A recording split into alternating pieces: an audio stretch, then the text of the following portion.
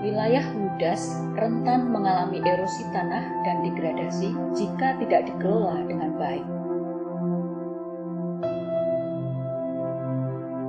Pengelolaan lahan tanpa disertai praktek konservasi tanah dan air secara memadai menjadi penyebab erosi yang berdampak pada sedimentasi di wilayah hilirnya.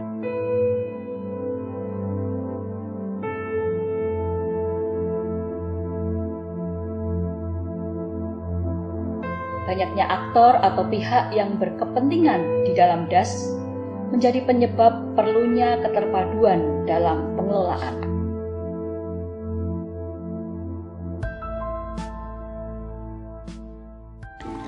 Pengelolaan wilayah hulu das menjadi sangat penting dan strategis karena perannya sebagai recharge area atau daerah resapan maupun penyangga bagi wilayah tengah dan hilirnya. Namun dengan karakteristik hulu das yang sangat unik karena biasa berada di wilayah pegunungan dengan topografi yang berbukit maupun bergunung-gunung. Namun sebagian besar lahannya subur biasanya sehingga pola pemanfaatan lahan menjadi sangat intensif. Nah, disinilah perlunya strategi yang tepat dalam mengelola das wilayah hulu, dalam mengendalikan potensi supaya tidak terdegradasi. Apalagi dengan banyaknya pihak yang berkepentingan di dalamnya dan masing-masing punya interest yang berbeda-beda, maka integrasi pengelolaan sering menjadi sesuatu yang sulit untuk diwujudkan. Litbang Das Solo dengan dukungan dari APFNet mencoba mengembangkan model pengelolaan das skala mikro di hulu das yang mengaplikasikan prinsip pengelolaan das secara partisipatif dan kolaboratif. Kegiatan dilakukan di hulu subdas Keduang di Das Bengawan Solo bagian hulu, yaitu di 2 kabupaten, Kabupaten Karanganyar dan Wonogiri. Nah, kegiatan yang dilakukan meliputi proses-proses dalam pengelolaan suatu das, yaitu mulai dari perencanaan, implementasi, sampai pada kegiatan monitoring evaluasi atau biasa disebut MONEV. Nah, yang penting lagi perlu adanya upaya untuk bagaimana membangun komitmen para pihak dalam keberlanjutan pengelolaan. Keberlanjutan ini sangat penting, namun seringkali terabaikan, padahal sangat diperlukan dalam pengelolaan yang dilakukan. Agar apa? Agar dapat kontinu dan berkesinambungan, yaitu melalui pola kolaborasi para pihak.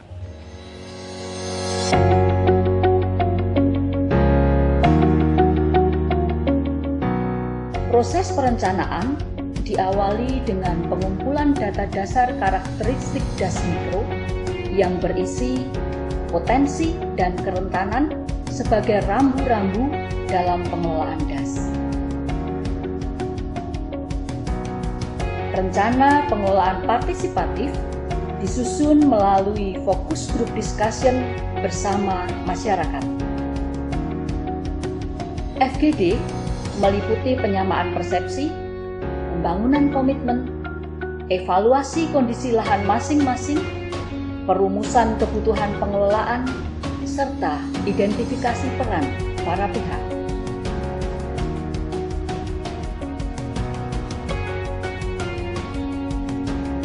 Implementasi dilakukan melalui pembangunan plot demonstrasi berupa kegiatan konservasi tanah dan air vegetatif, konservasi tanah dan air sipil teknis, serta pemberdayaan masyarakat. Plot demonstrasi menggambarkan sistem pertanian konservasi yang ramah lingkungan untuk melindungi dan merehabilitasi lahan. Sistem pertanian konservasi terpadu bertujuan untuk menahan laju erosi dan aliran permukaan, serta meningkatkan pendapatan petani. Metode vegetatif dilakukan dengan menerapkan pola agroforestry melalui perencanaan partisipatif dengan petani. Melakukan penanaman kombinasi tanaman kayu-kayuan, tanaman buah-buahan, semusim, dan rumput. Jenis tanaman kayu-kayuan yang ditanam adalah sengon dan suren. Tanaman buah-buahan meliputi durian, alpukat, petai, sedangkan tanaman semusim meliputi jagung, jahe, sayur-sayuran, dan rumput pakan ternak. Diawali dengan penyiapan lahan dan bibit, pengukuran lapangan, pembuatan lubang tanam, penanaman, serta pemeliharaan dan pemupukan. Partisipasi masyarakat berupa tenaga kerja, pupuk organik atau kompos, dan sebagian bibit tanaman semusim dan rumput.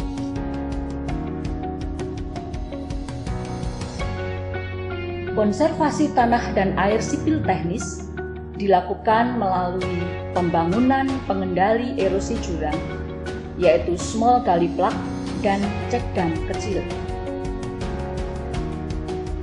Menerapkan prinsip from head to toe, yaitu dari kepala atau ujung jurang sampai dengan kaki atau hilir jurang. Tujuan pembangunan pengendali jurang adalah pengendalian aliran permukaan dan sedimen, sehingga jurang menjadi stabil dan tidak berkembang. Bahan pengendali jurang antara lain batu pasangan atau spesi, bronjong batu kawat atau gabion, dan bambu. Tahapan pembangunan yaitu identifikasi jurang, pengukuran terestris atau kontur untuk menentukan titik-titik lokasi bangunan, pengukuran dimensi bangunan, rancang bangun, perencanaan biaya, dan pelaksanaan.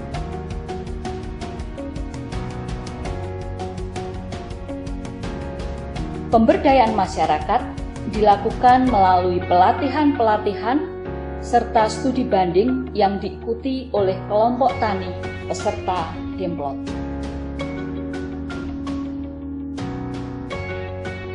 Pelatihan terdiri dari 4 tema, yaitu pembuatan pupuk organik dari kotoran dan urin sapi,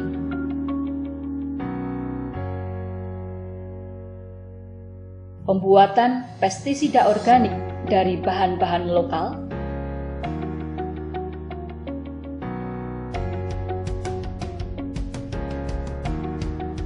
pengembangan ternak lebah madu jenis kelanceng,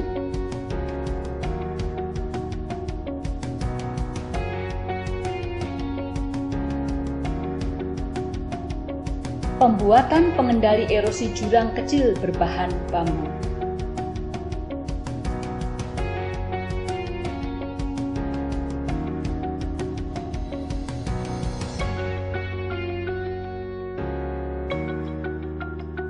Studi banding ke lokasi-lokasi yang berhasil mengembangkan pertanian konservasi terpadu, yaitu di Kabupaten Klaten, Boyolali, dan Surakarta.